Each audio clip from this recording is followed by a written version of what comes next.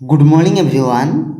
समस्त को मु बेसिक कहबी यूट्यूब चैनल रे बहुत बहुत स्वागत एवं अभिनंदन।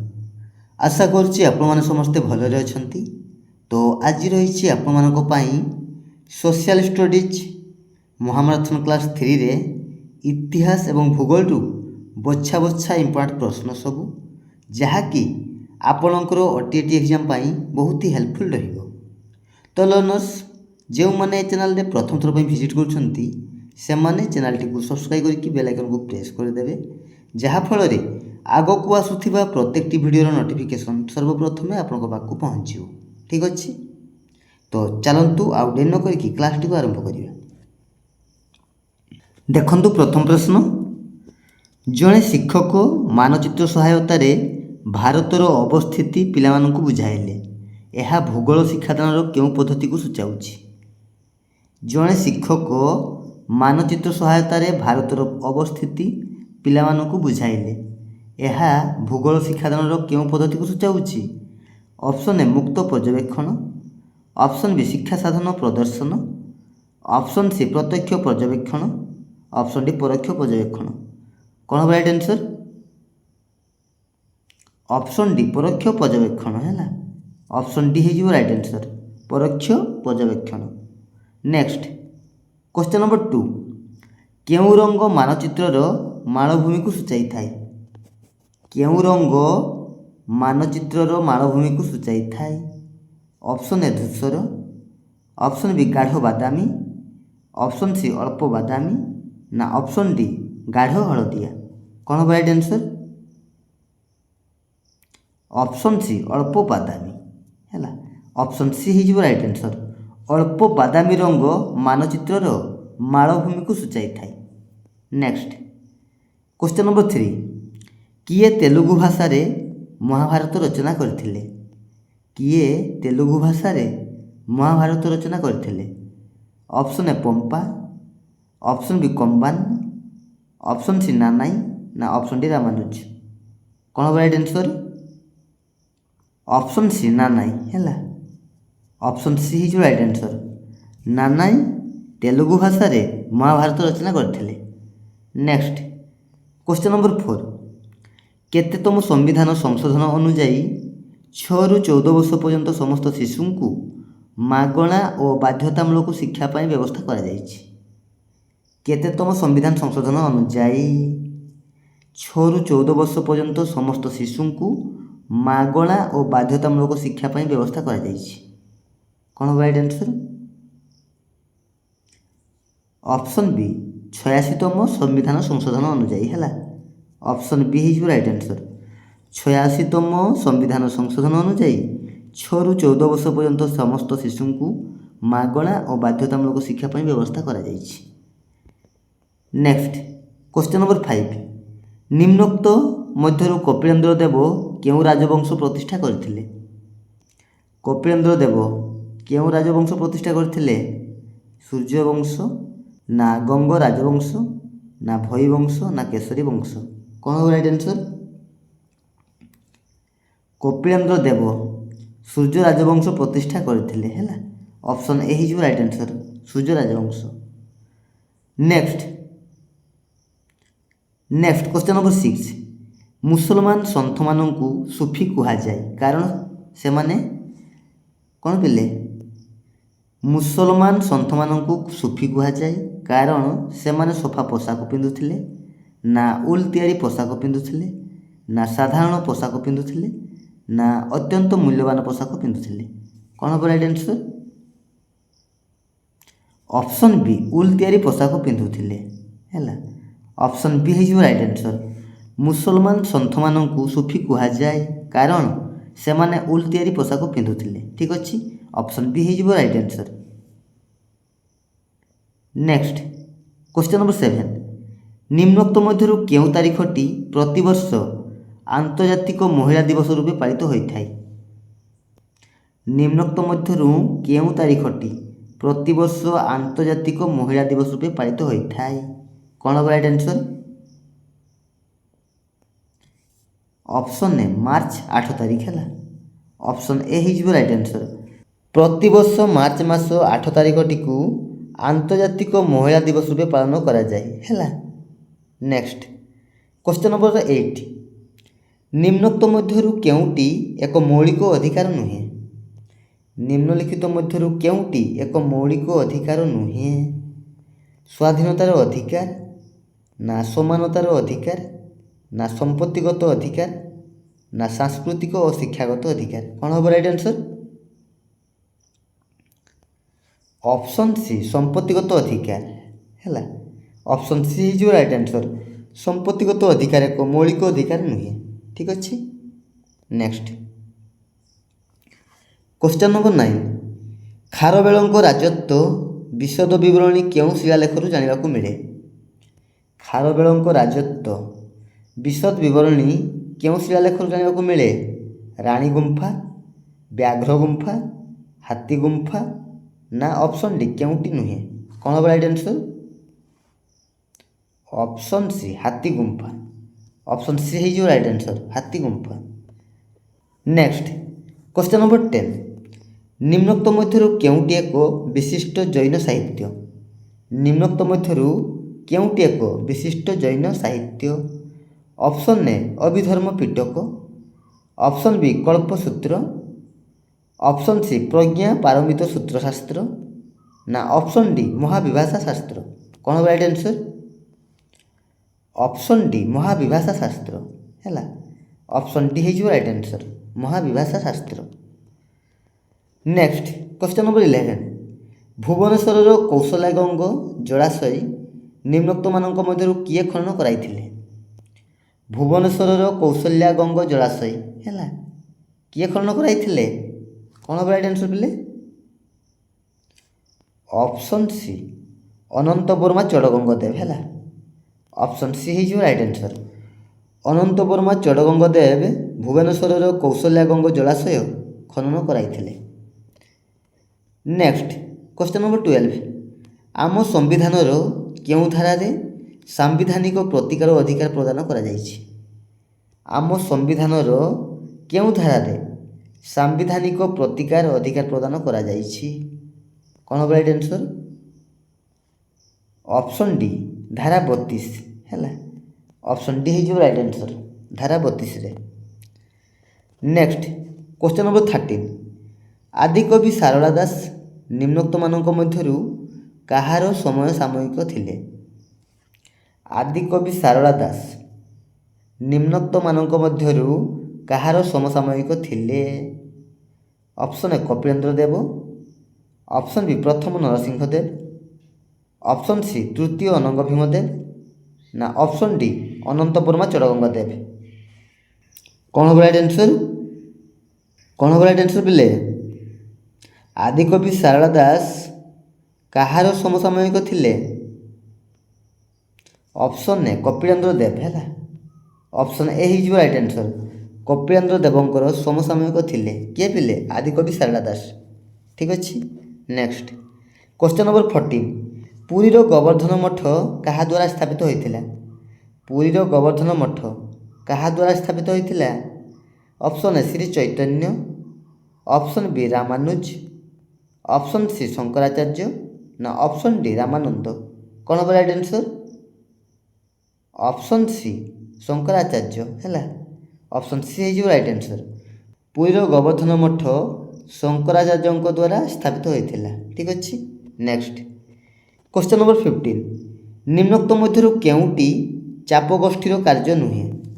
ନିମ୍ନୋକ୍ତ ମଧ୍ୟରୁ କେଉଁଟି ଚାପ ଗୋଷ୍ଠୀର କାର୍ଯ୍ୟ ନୁହେଁ? କ'ଣ ହେବ ରାଇଟ୍ ଆନ୍ସର୍? ଅପସନ୍ ଡି ବ୍ୟବସ୍ଥାପକ ସଭାର ସଭ୍ୟମାନଙ୍କୁ ନିୟନ୍ତ୍ରିତ କରିବା। ହେଲା, ଅପସନ୍ ଡି ହେଇଯିବ ରାଇଟ୍ ଆନ୍ସର୍, ବ୍ୟବସ୍ଥାପକ ସଭାର ସଭ୍ୟମାନଙ୍କୁ ନିୟନ୍ତ୍ରିତ କରିବା। ଏହା ଏକ ଚାପ ଗୋଷ୍ଠୀର କାର୍ଯ୍ୟ ନୁହେଁ। ହେଲା, ନେକ୍ସଟ କ୍ୱେଶ୍ଚନ୍ ନମ୍ବର 16, କୁତୁବୁଦ୍ଦିନ ଆଇବକ୍ ନିମ୍ନୋକ୍ତ ମଧ୍ୟରୁ କେଉଁ ରାଜ୍ୟକୁ ଜୟ କରିଥିଲେ? କୁତୁବୁଦ୍ଦିନ ଆଇବକ୍ ନିମ୍ନୋକ୍ତ ମଧ୍ୟରୁ କେଉଁ ରାଜ୍ୟକୁ ଜୟ କରିଥିଲେ? Option A Delhi, option B Kannauj, option C Kalinga, ନା ଅପସନ୍ ଡି କୋଲ୍ଲୀ? କ'ଣ ହେବ ରାଇଟ୍ ଆନ୍ସର୍? କୁତୁବୁଦ୍ଦିନ ଆଇବକ୍ ନିମ୍ନୋକ୍ତ ମଧ୍ୟରୁ କେଉଁ ରାଜ୍ୟକୁ ଜୟ କରିଥିଲେ? ଦିଲ୍ଲୀ, ନା କନୌଜ ନା କଳିଙ୍ଗ ନା କୋଲି? କ'ଣ ହେବ right answer? Option D Coolidge ହେଲା। ଅପସନ୍ ଡି ହେଇଯିବ ରାଇଟ୍ ଆନ୍ସର୍। କୋଲି ରାଜ୍ୟକୁ ଜୟ କରିଥିଲେ। Next question number 17। ନିମ୍ନୋକ୍ତ ମଧ୍ୟରୁ କେଉଁଟି ପ୍ରାଥମିକ ସ୍ତରରେ ଇତିହାସ ଶିକ୍ଷାଦାନ ନିମନ୍ତେ ଅଧିକ ଉପଯୋଗୀ ପଦ୍ଧତି? ନିମ୍ନୋକ୍ତ ମଧ୍ୟରୁ କେଉଁଟି ପ୍ରାଥମିକ ସ୍ତରରେ ହେଲା ଇତିହାସ ଶିକ୍ଷାଦାନ ନିମନ୍ତେ ଅଧିକ ଉପଯୋଗୀ ପଦ୍ଧତି? ଗଳ୍ପ କଥନ, ସମସ୍ୟା ସମାଧାନ, ପ୍ରଦର୍ଶନ ନା ଆଲୋଚନା ଓ ବର୍ଣ୍ଣନା? କ'ଣ ହେବ ରାଇଟ୍ ଆନ୍ସର୍? ଅପସନ୍ ଏ ଗଳ୍ପ କଥନ ହେଲା। ଗଳ୍ପ କଥନ ଅପସନ୍ ଏ ହେଇଯିବ ରାଇଟ୍ ଆନ୍ସର୍। ଠିକ୍ ଅଛି। Next question number 18। ନିମ୍ନୋକ୍ତ ମଧ୍ୟରୁ କେଉଁଟି କ୍ଷେତ୍ର ପରିଭ୍ରମଣ ପଦ୍ଧତି ମାଧ୍ୟମରେ ଶିକ୍ଷାଦାନର ଉପାଦେୟତା ନୁହେଁ? ନିମ୍ନୋକ୍ତ ମଧ୍ୟରୁ କେଉଁଟି କ୍ଷେତ୍ର ପରିଭ୍ରମଣ ପଦ୍ଧତି ମାଧ୍ୟମରେ ଶିକ୍ଷାଦାନର ଉପାଦେୟତା ନୁହେଁ? କ'ଣ ହେବ ରାଇଟ୍ ଆନ୍ସର୍? ଅପସନ୍ ସି କର୍ମ ମାଧ୍ୟମରେ ଜ୍ଞାନ ଆହରଣର ସୁଯୋଗ ହେଲା। ଅପସନ୍ ସି ହେଇଯିବ ରାଇଟ୍ ଆନ୍ସର୍। କର୍ମ ମାଧ୍ୟମରେ ଜ୍ଞାନ ଆହରଣର ସୁଯୋଗ। Next question number 19। ନିମ୍ନୋକ୍ତ ମଧ୍ୟରୁ କେଉଁ ସାମାଜିକ ମୂଲ୍ୟବୋଧ ଇତିହାସ ଶିକ୍ଷା ସହିତ ସମ୍ପୃକ୍ତ ନୁହେଁ? ନିମ୍ନୋକ୍ତ ମଧ୍ୟରୁ କେଉଁ ସାମାଜିକ ମୂଲ୍ୟବୋଧ ଇତିହାସ ଶିକ୍ଷା ସହିତ ସମ୍ପୃକ୍ତ ନୁହେଁ? ଅପସନ୍ ଏ ସୃଜନଶୀଳତା, ଅପସନ୍ ବି ଶୃଙ୍ଖଳାଗତ ବିକାଶ, ଅପସନ୍ ସି ସାମାଜିକ ଓ ସାଂସ୍କୃତିକ ଜ୍ଞାନ, ଅପସନ୍ ଡି ଆନ୍ତର୍ଜାତିକତା। କ'ଣ ହେବ ରାଇଟ୍ ଆନ୍ସର୍? ଅପସନ୍ ଏ ସୃଜନଶୀଳତା। ଅପସନ୍ ଏ ହେଇଯିବ ରାଇଟ୍ ଆନ୍ସର୍ ସୃଜନଶୀଳତା। Next question number 20। ମାନଚିତ୍ରରେ ଅଗଭୀର ଜଳରାଶିକୁ ଦର୍ଶାଇବା ପାଇଁ କେଉଁ ରଙ୍ଗ ବ୍ୟବହାର କରାଯାଏ? ମାନଚିତ୍ରରେ ଅଗଭୀର ଜଳରାଶିକୁ ଦର୍ଶାଇବା ପାଇଁ କେଉଁ ରଙ୍ଗ ବ୍ୟବହାର କରାଯାଏ? ଅପସନ୍ ଏ ସବୁଜ ନା ଅପସନ୍ ବି ହଳଦିଆ, ଅପସନ୍ ସି ଫିକା ନୀଳ ନା ଅପସନ୍ ଡି ଗାଢ଼ ନୀଳ? କ'ଣ ହେବ ରାଇଟ୍ ଆନ୍ସର୍? ଅପସନ୍ ସି ଫିକା ନୀଳ ହେଲା। ଅପସନ୍ ସି ହେଇଯିବ ରାଇଟ୍ ଆନ୍ସର୍ ଫିକା ନୀଳ। Next question number 21। କେଉଁଟି ଘନୀଭବନର ପ୍ରକାର ନୁହେଁ? କେଉଁଟି ଘନୀଭବନର ପ୍ରକାର ନୁହେଁ? କୁହୁଡ଼ି, ଶିଶିର, ମେଘ ନା କରକା? କ'ଣ ହେବ ରାଇଟ୍ ଆନ୍ସର୍? ଅପସନ୍ ଏ କୁହୁଡ଼ି ହେଲା। ଅପସନ୍ ଏ ହେଇଯିବ ରାଇଟ୍ ଆନ୍ସର୍। କୁହୁଡ଼ି ଘନୀଭବନର ଏକ ପ୍ରକାର ନୁହେଁ। ଠିକ୍ ଅଛି। Next question number 22। ଓଡ଼ିଶାର ହୀରାକୁଦ ନଦୀବନ୍ଧ ଯୋଜନା କେଉଁ ପଞ୍ଚବାର୍ଷିକ ଯୋଜନା କାଳରେ ସ୍ଥାପନ କରାଯାଇଥିଲା? ଓଡ଼ିଶାର ହୀରାକୁଦ ନଦୀବନ୍ଧ ଯୋଜନା କେଉଁ ପଞ୍ଚବାର୍ଷିକ ଯୋଜନା କାଳରେ ସ୍ଥାପନ କରାଯାଇଥିଲା ପିଲେ? ଅପସନ୍ ଡି ପ୍ରଥମ ପଞ୍ଚବାର୍ଷିକ ଯୋଜନା କାଳରେ ହେଲା। ପ୍ରଥମ ପଞ୍ଚବାର୍ଷିକ ଯୋଜନା କାଳରେ ଓଡ଼ିଶାର ହୀରାକୁଦ ନଦୀବନ୍ଧ ଯୋଜନା ସ୍ଥାପନ କରାଯାଇଥିଲା। ମନେ ରଖିବ। Next question number 23। ଓଡ଼ିଶାର ଅନୁଗୁଳ ଓ ଆଠମଲ୍ଲିକ ଅଞ୍ଚଳରେ କେଉଁ ମୃତ୍ତିକା ଦେଖାଯାଏ?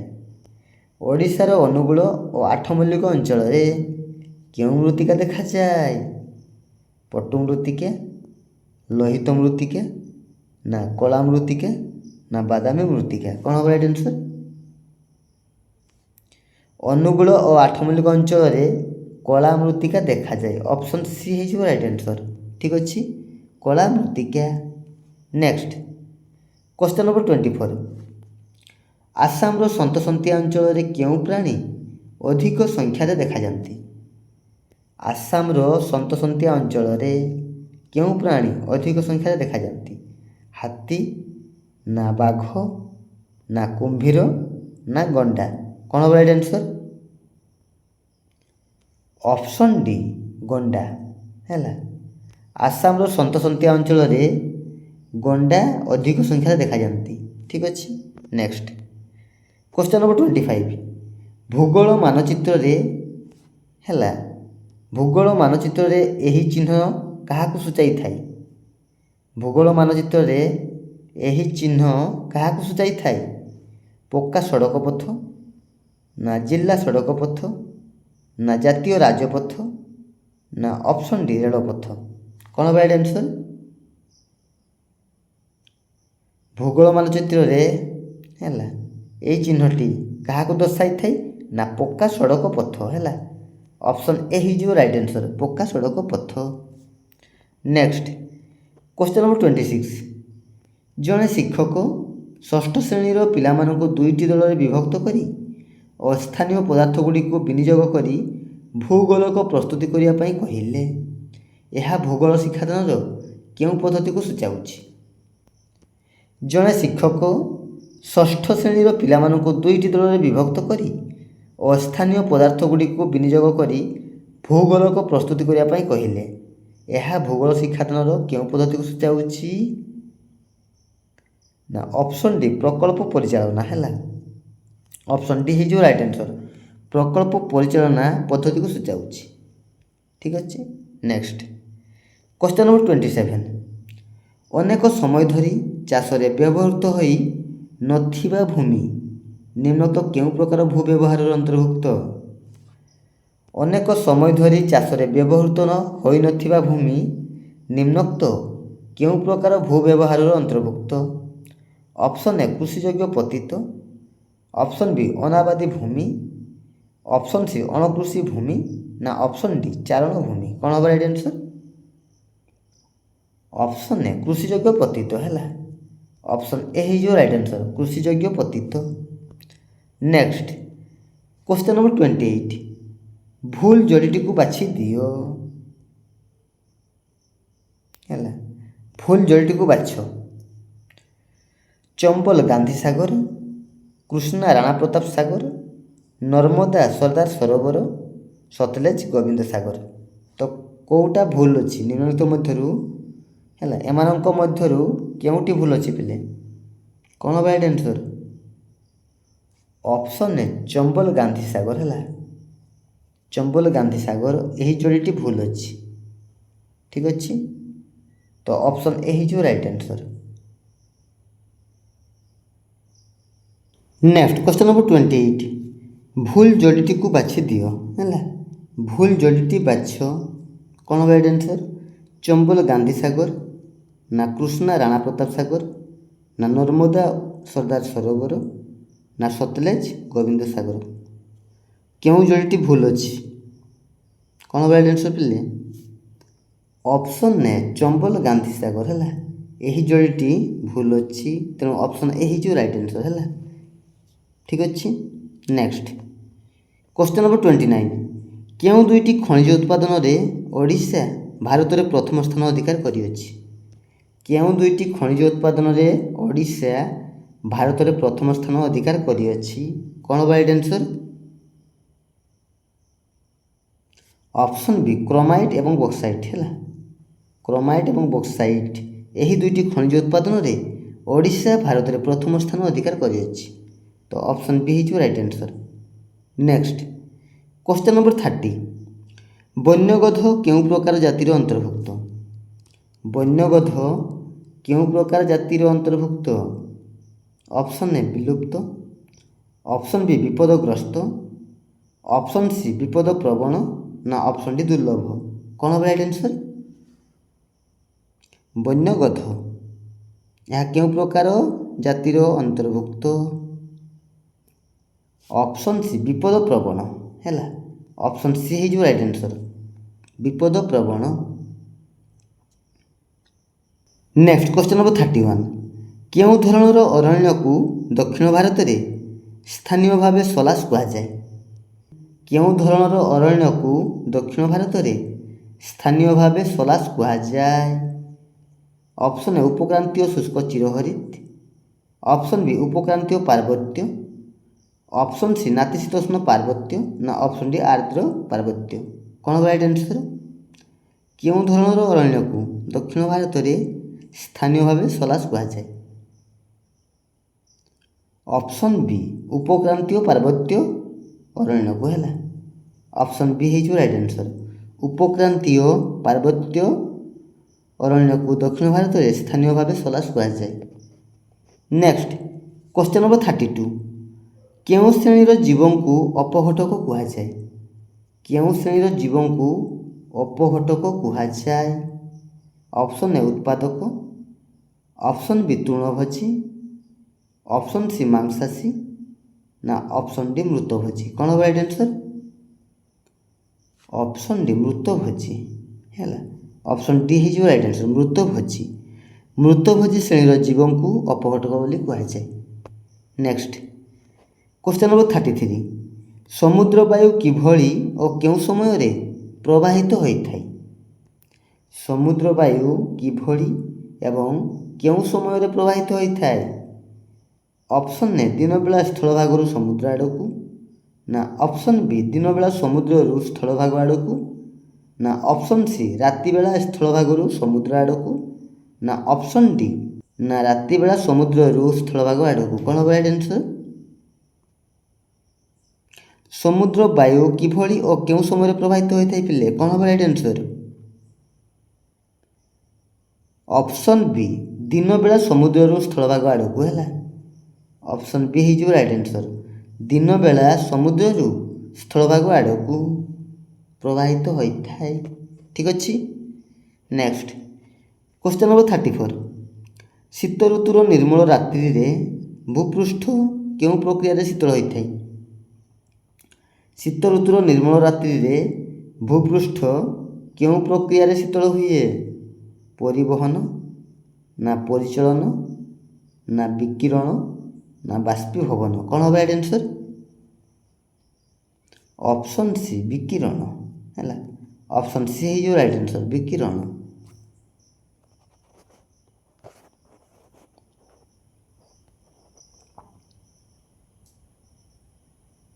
ଅପସନ୍ ସି ହେଇଯିବ ରାଇଟ୍ ଆନ୍ସର୍, ବିକିରଣ। ଠିକ୍ ଅଛି। ନେକ୍ସଟ କ୍ୱେଶ୍ଚନ୍ ନମ୍ବର 35, ଆଣ୍ଡିଜ୍ ପର୍ବତମାଳା କେଉଁ ପ୍ରକାର ପର୍ବତ? ଆଣ୍ଡିଜ୍ ପର୍ବତମାଳା ହେଲା କେଉଁ ପ୍ରକାର ପର୍ବତ? ଭଙ୍ଗିଳ, ଆଗ୍ନେୟ, ସ୍ତୂପ ନା କ୍ଷୟଜାତ। କ'ଣ ହେବ right answer?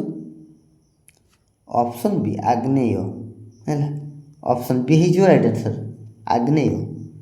Next question number 36, କେଉଁ ଶିଳାଟି ଗଠନ ଦୃଷ୍ଟିରୁ ଅନ୍ୟ ତିନୋଟି ଠାରୁ ଭିନ୍ନ?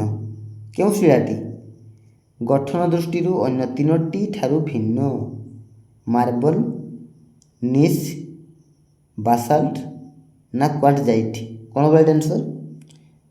କେଉଁ ଶିଳାଟି ପିଲେ ଗଠନ ଦୃଷ୍ଟିରୁ ଅନ୍ୟ ତିନୋଟି ଠାରୁ ଭିନ୍ନ? ଅପସନ୍ ସି ବାସାଲ୍ଟ ହେଲା, ବାସାଲ୍ଟ। ତ ଅପସନ୍ ସି ହେଇଯିବ right answer. Next question number 37, ଉଦ୍ଦେଶ୍ୟ ଜ୍ଞାପନ ଭୂଗୋଳ ପାଠ ଯୋଜନାର କେଉଁ ସୋପାନର ଅନ୍ତର୍ଭୁକ୍ତ? ଉଦ୍ଦେଶ୍ୟ ଜ୍ଞାପନ ହେଲା ଭୂଗୋଳ ପାଠ ଯୋଜନାର କେଉଁ ସୋପାନର ଅନ୍ତର୍ଭୁକ୍ତ? ଉପକ୍ରମ ନା ଉପସ୍ଥାପନା ନା ସିଦ୍ଧାନ୍ତୀକରଣ ନା ଅପସନ୍ ଡି ପ୍ରୟୋଗ। କ'ଣ ହେବ ରାଇଟ୍ ଆନ୍ସର୍? ଅପସନ୍ ଏ ଉପକ୍ରମ ହେଲା। ଅପସନ୍ ଏ ହେଇଯିବ ରାଇଟ୍ ଆନ୍ସର୍, ଉପକ୍ରମ। ନେକ୍ସଟ କ୍ୱେଶ୍ଚନ୍ ନମ୍ବର 38, କେଉଁ ନଦୀର ଉତ୍ପତ୍ତି ସ୍ଥଳ ଓଡ଼ିଶାରେ ନୁହେଁ? କେଉଁ ନଦୀର ଉତ୍ପତ୍ତି ସ୍ଥଳ ଓଡ଼ିଶାରେ ନୁହେଁ? Option A Baitarani, option B Rushikulya, option C Budhabalanga ନା ଅପସନ୍ ଡି ସୁବର୍ଣ୍ଣରେଖା। କ'ଣ ହେବ right answer? Option D Subarnarekha ହେଲା। ଅପସନ୍ ଡି ହେଇଯିବ right answer, Subarnarekha. Next question number 39, ଓଡ଼ିଶାର ନିମ୍ନୋକ୍ତ ସ୍ଥାନଗୁଡ଼ିକ ମଧ୍ୟରୁ କେଉଁଠାରେ ବାର୍ଷିକ ତାପ ବ୍ୟବଧାନ ସର୍ବାଧିକ? ଓଡ଼ିଶାର ନିମ୍ନୋକ୍ତ ସ୍ଥାନଗୁଡ଼ିକ ମଧ୍ୟରୁ କେଉଁଠାରେ ପିଲେ ବାର୍ଷିକ ତାପ ବ୍ୟବଧାନ ସର୍ବାଧିକ? Option A Bhadrak, option B Jharsuguda, option C Phulbani ନା ଅପସନ୍ ଡି ଗୋପାଳପୁର। କ'ଣ ହେବ right answer? Option B Jharsuguda ହେଲା। ଅପସନ୍ ବି ହେଇଯିବ ରାଇଟ୍ ଆନ୍ସର୍, ଝାରସୁଗୁଡ଼ା। ଓଡ଼ିଶାର ଝାରସୁଗୁଡ଼ା ଠାରେ ବାର୍ଷିକ ତାପ ବ୍ୟବଧାନ ସର୍ବାଧିକ ହେଲା। ତ ଝାରସୁଗୁଡ଼ା ହେଇଯିବ ରାଇଟ୍ ଆନ୍ସର୍, ଅପସନ୍ ବି। ନେକ୍ସଟ କ୍ୱେଶ୍ଚନ୍ ନମ୍ବର 40, ଓଡ଼ିଶା ଉପକୂଳବର୍ତ୍ତୀ ବାଲିଆ ଭୂମିରେ କେଉଁ ଫସଲଟି ବିଶେଷ ଭାବରେ କରାଯାଇଥାଏ? ଓଡ଼ିଶା ଉପକୂଳବର୍ତ୍ତୀ ବାଲିଆ ଭୂମିରେ କେଉଁ ଫସଲଟି ବିଶେଷ ଭାବରେ କରାଯାଇଥାଏ? କ'ଣ ହେବ ରାଇଟ୍ ଆନ୍ସର୍ ପିଲେ? ଅପସନ୍ ବି କାଜୁ ବାଦାମ ऑप्शन बी है राइट आंसर काजू बादाम। नेक्स्ट क्वेश्चन नंबर 41 शिक्षक ओडिशार जनसंख्या संबंध में पढ़ाइबा श्रेणी एक मानचित्र व्यवहार कले तो यही मानचित्रटी केउं प्रकारर। शिक्षक ओडिशार जनसंख्या संबंध में पढ़ाइबा श्रेणी एक मानचित्र व्यवहार कले तो यही मानचित्रटी केउं प्रकारर। प्राकृतिक ना तथ्यभित्तिक ना भूसंस्थानीय ना प्रशासनिक कौन हम राइट आंसर। ऑप्शन बी तथ्यभित्तिक है। ऑप्शन बी है राइट आंसर तथ्यभित्तिक।